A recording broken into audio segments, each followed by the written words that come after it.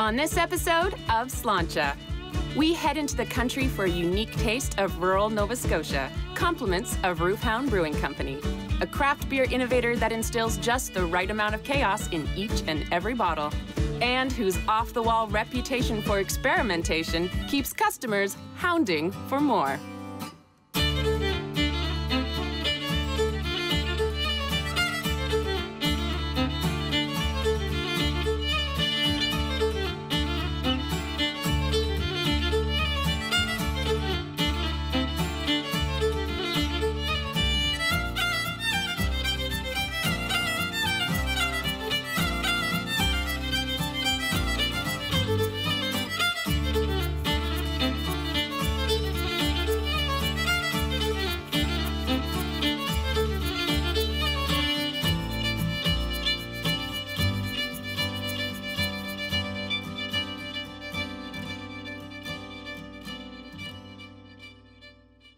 Today we're headed to Digby, Nova Scotia, and the home of Roof Hound Brewing Company.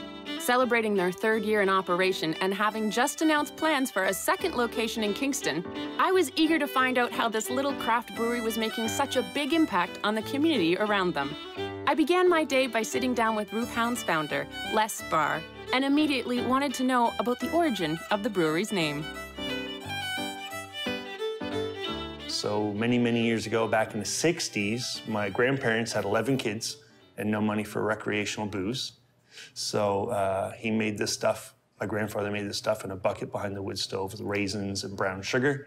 And he drank it and he dumped the raisins in the yard, and Lady, the hound dog, the blue tick coon hound, ate the raisins, got drunk, climbed up the wood pile on the roof of the house and was howling and moaning all night, couldn't get down. So my grandma told me this story 10 years ago when I started to homebrew.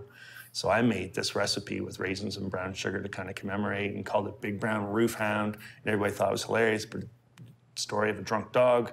And the kids thought it was hilarious. You know, back in the 60s, those 11 kids thought it was hilarious that their dad was drunk inside the house and the dog was drunk on the roof of the house at the same time. So it kind of became, you know, a family folklore kind of story. So yeah, that's probably one of our original brews. The first homebrew recipe that I created on my own. So 3 years. 3 years. And you said this was a dream. Was it a dream 3 years ago, or did it start at a younger age? It's probably, well, I always did like cooking. And, you know, since I grew up kind of in a religious home, I didn't drink until like my early 30s. And was that kind of like the moment where you were like, oh man, I've been missing this?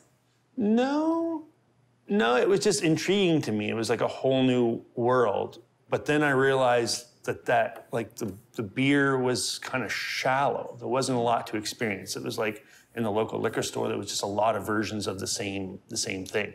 So I'd get bored. I'd try something new, and once you had, you know, something of dark or something like that, it was just not a lot of choices. So I started home brewing just to kind of create new flavors, new experiences, got into craft beer, and I guess just have a bad attention span, so I just had to keep mixing it up and trying new creative things. And you have how many on tap now? 12 on tap, and we've got a couple more beer in there that just doesn't have a tap. We always have like 13, 14, 15 different unique brews that we're rotating through the taps. The tap list changes steady. So yeah, and there's always more crazy ideas in the back of our head just waiting for tank space to become reality. Yeah. So how do you come up with your names?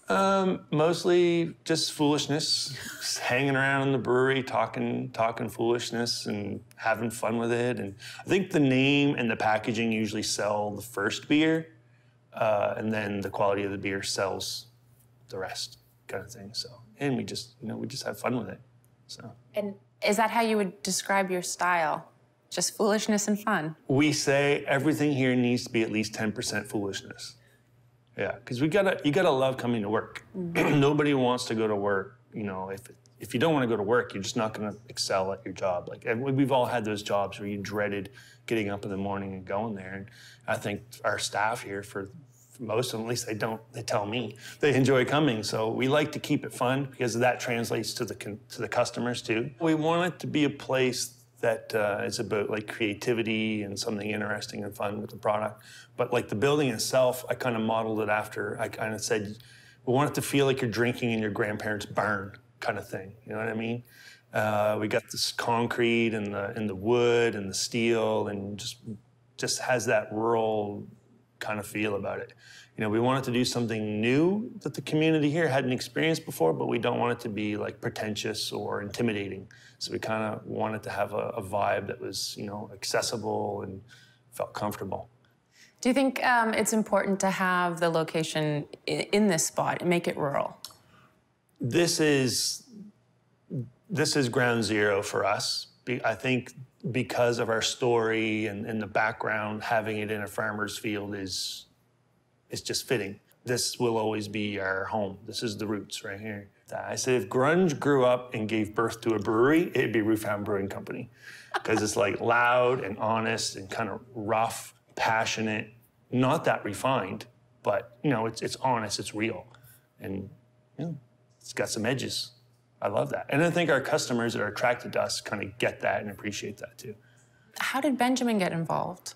Well, I was kind of doing the brewing on my own for about a year. Had a little bit of help, but nothing really worked out.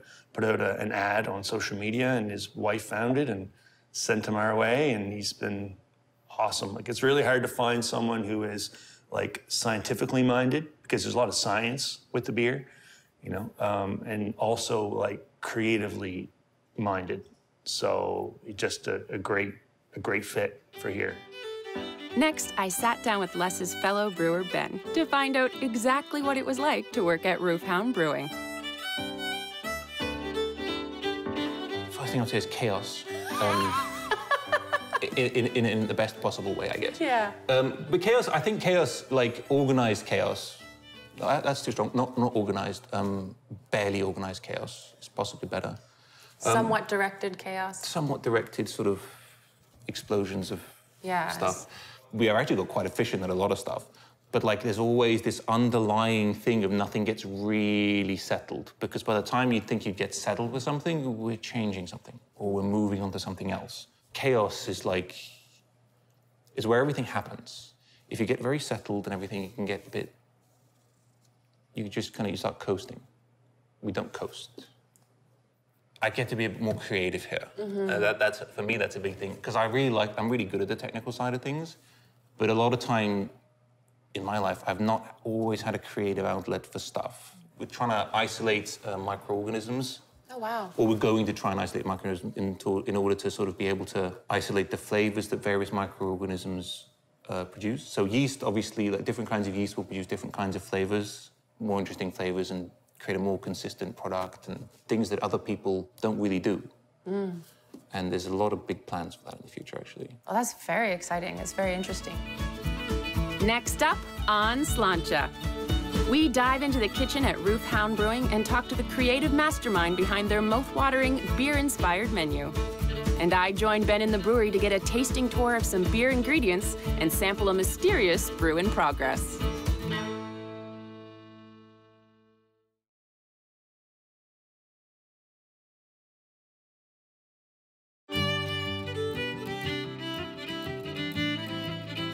The atmosphere is really nice, and the beers are delicious. There's all kinds of options. Oh, I think a lot of people should come here.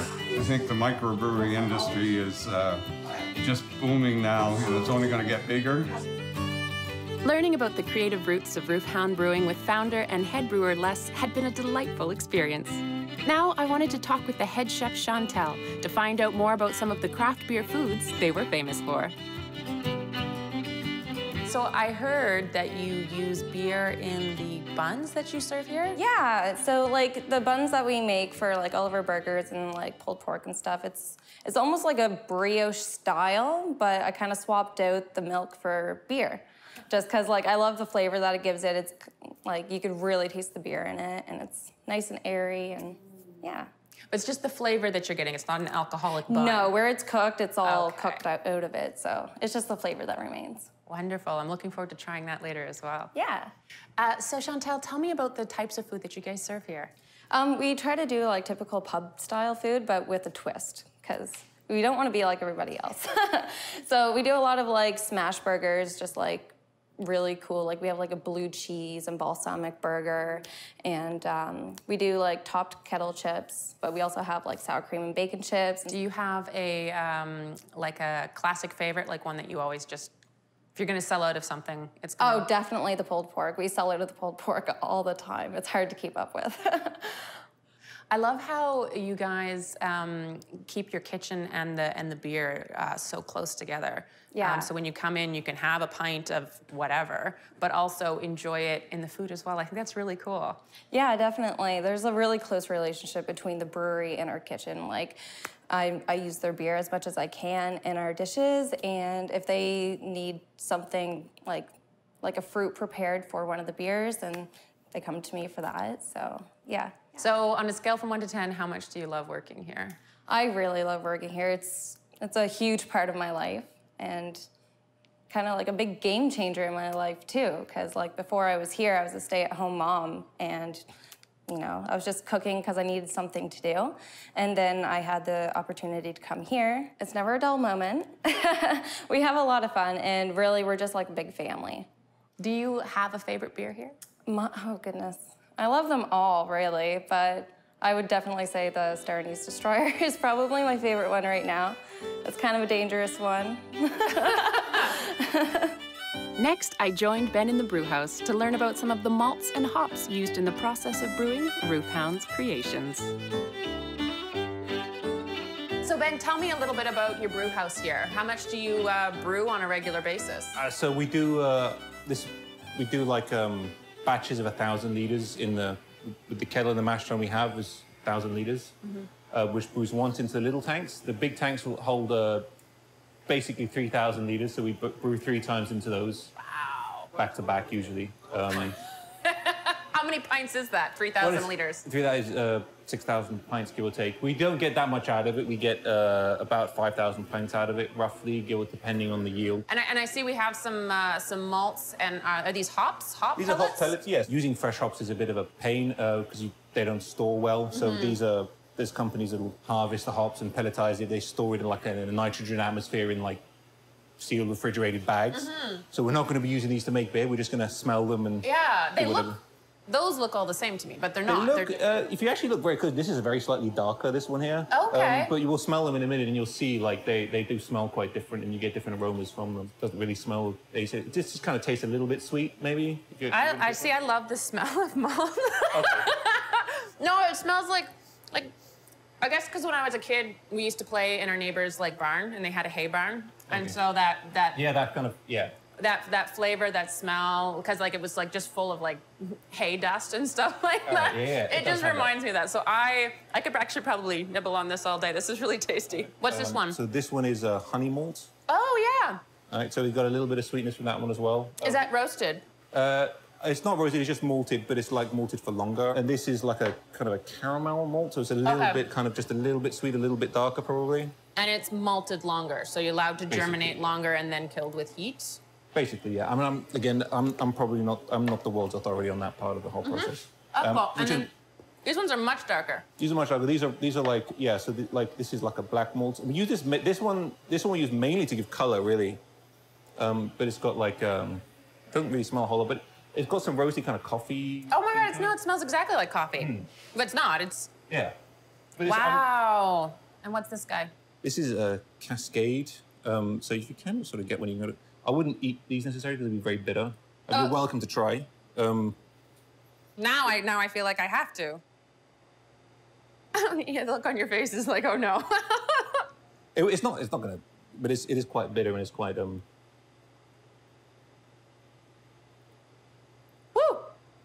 It didn't hit me at first, but then like I know. Get that little afterwards. The bitterness at the back of your throat almost. Yeah, you're like, wow, that is like nothing else. Now, I did want to ask you, Ben, because there was a beer that you were talking about that you guys were kind of experimenting with. Yes. And I'm wondering, you said that we might be able to try that one. It's not done yet. It's not done yet. So yeah, we've got a couple of. I'll pull up a little sample if you want to have a little taste of that. Yeah. So just put it. Oh, you've already got some. Okay, great. Yeah. Oh, if you want, I can pull it. No, we can. So I pulled it off a little bit earlier because it's not necessarily, like, you can see how there's a bunch of stuff settled. Yeah, so is that yeast? There'll be a little bit of yeast in there, probably. You can see some of the larger bits, like that's bits of hop. Yeah, oh, so that's so cool. So, it kind of, oh my, okay, it smells amazing. Like, it's got so much fruit characteristic to it, kind of, and I'm not a fan of like papaya. Oh, there you go, yeah. Yeah, like papaya, like maybe a little bit of like banana. Yeah, I loved hearing what, because people do always compare. I've asked a lot of people about this one and about what fruits that they think it is. Yeah. I like to not tell people what fruit it is because, like, there is fruit in here. There's not fruit in there, but I like to not. It does smell fruit, right? I like to see what fruit people think it is. There's something. I just can't. I've had it described as watery grapefruit, citrusy cantaloupe. Like an amalgamation of all these fruits. But it's not. There's no fruit in there at all. It's just like all the character guava. from that. Yeah, or guava. But yeah, it's something fruity. I haven't decided. Maybe, or we could fruit it with some actual fruit, for example, later on. It's nice. I mean, it's so fruity forward on the nose, and then it's got that tartness to it, but it's also at the same time it's like so refreshing. Like this could be like a fruit juice. It's so good. And what'll happen is when it's a bit more finished, so you'll get a little bit less sweetness. It'll taste a bit more sour. Next up on Slainte. We finally get to sit down and sample the fine craft beer at Roof Hound Brewing and discover a whole new world of flavor as I find some unexpected new favorites.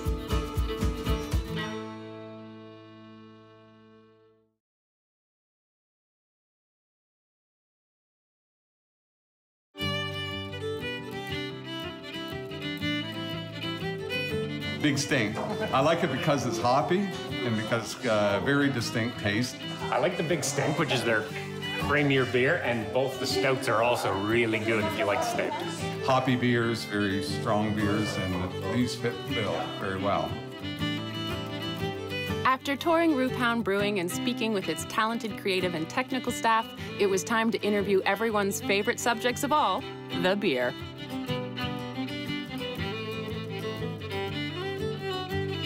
Okay, we're here. We're here. I'm really excited. Fun part. We've been talking about these all day, and now I get to try them. All right, which ones do we have here? We have the Operation Mongoose Mojito Sour, and then we have the Garage Band Pale Ale, the Big Stink IPA, and the Star Anise Destroyer Imperial Stout. All right, so let's start obviously down here. I'm guessing down at the lighter end, Operation Mongoose. Operation Mongoose. Tell me about that one. This is a sour ale. So what we do is we take a lactobacillus bacteria culture. Nice. Similar to like the yogurt making process. But there's also real mint and real lime. Really? Yeah. Oh my God, so this is one of the things where the kitchen kind of helps out with them. We bring them fresh mint leaves and limes, and they zest and they crush and they pulverize, and then we let it sit in the acidic lime all night, and it pulls the oils out of the mint, and it goes into the tank. I may have told too much now. No. Someone may copy. What? No one would do that. No one would do that. Oh. Oh, that smells so fresh. So it's gonna be dry and acidic, more like a cider or a white wine. That's so lovely. Thanks. That's so, it has like, well, there's a lot of different things going on, obviously, but it's very fresh. And the mint is really subtle. Like, it's just like a little hint, kind of like a kiss. The thing with all these different ingredients is that things need to be layered into the right place. All right, what's this next one? I love that guy, but let's see. Is the Garage Band Pale Ale. Okay. Yeah, so we kind of modeled this in our minds after like the 90s grunge movement in the Northwest US, you know? Nice. Kurt Cobain and those guys worked in the sawmills and plaid shirts and then went into Seattle and played their gigs. And so this beer is kind of like rough and loud and honest. And it's got a like piney, minty, foresty hops. I believe you tasted them with. In like a nostalgic kind of way. Yeah, okay. Yeah. Well, I've never worked in a sawmill. I did. Well, everyone around here did. Really? In the 90s, we were in fashion. We were in work boots and ripped jeans and plaid shirts. You know, I think my dad worked in a sawmill. We always were. There you go. All right, well, let's see if I get transported there. I'm excited. See if I go to a sawmill. Ale, so it's not going to be as hoppy as an IPA. But it's, yeah.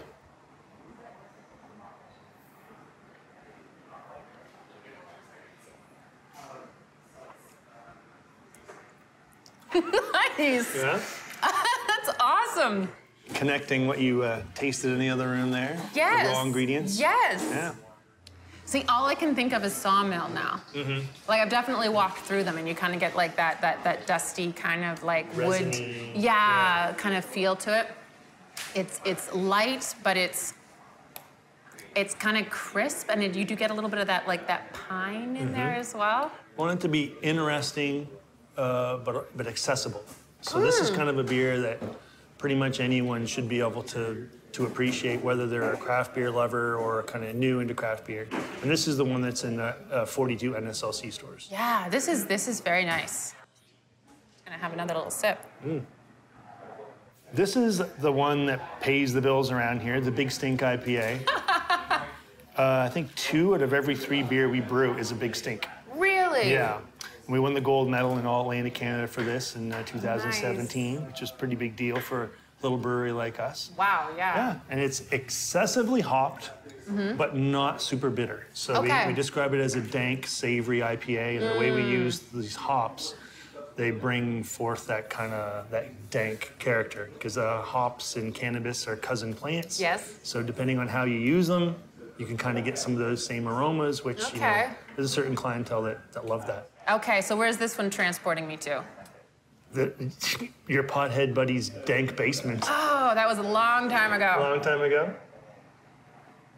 This is funny. That kind of like earthy fruitiness reminds me of, we used to keep like the jams downstairs in the basement. So you would go down, it's a dirt floor, and it would be all these like little salamanders would be around. That's what that reminds me of. That Hopefully not in fruity. a bad way. No, Yeah. in a wonderful way. Yeah. When it was a little frightening as a child, you'd be like, ah, crap, I gotta go get the pickles, and you're like, no.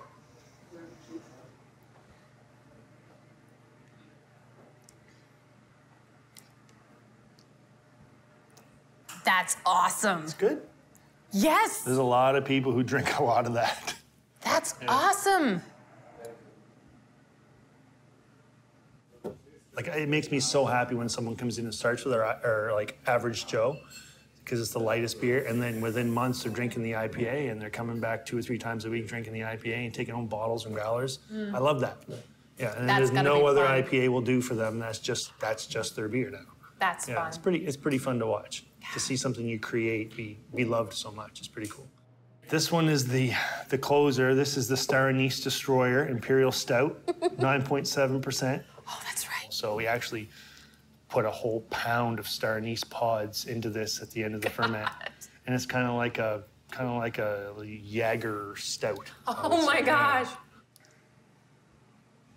Oh, wow. Yeah, That's beautiful. it's nice. I like it. Good. I didn't think I was going to. No. It's not like eating black licorice at all. No. No. This is I prefer this. I think the aroma is the most impressive thing about this beer. Like, the aroma is amazing. But it's surprisingly light and easy to drink for something so big too, right? Oh yeah. I like beer with personality, and this definitely has This one has personality. personality. They all do. Yeah. They all have personality, and I'm gonna have a hard time deciding which ones I take home today. May the force be with you in your decision. From pulled pork served on beer buns to the brew that started it all, the Big Brown Roof Hound, a trip to Roof Hound Brewing is a never-ending adventure of lip-smacking culinary morsels and soul-quenching original brews. Whether you want to pop in for a growler or you have time to take in a full meal in a couple draft, this grandparents' barn meets honest grunge brewery hits the mark with their foolishness, fun, and even chaos. And whether you're a regular or a newcomer, the folks at Roof Hound Brewing make you feel right at home every time.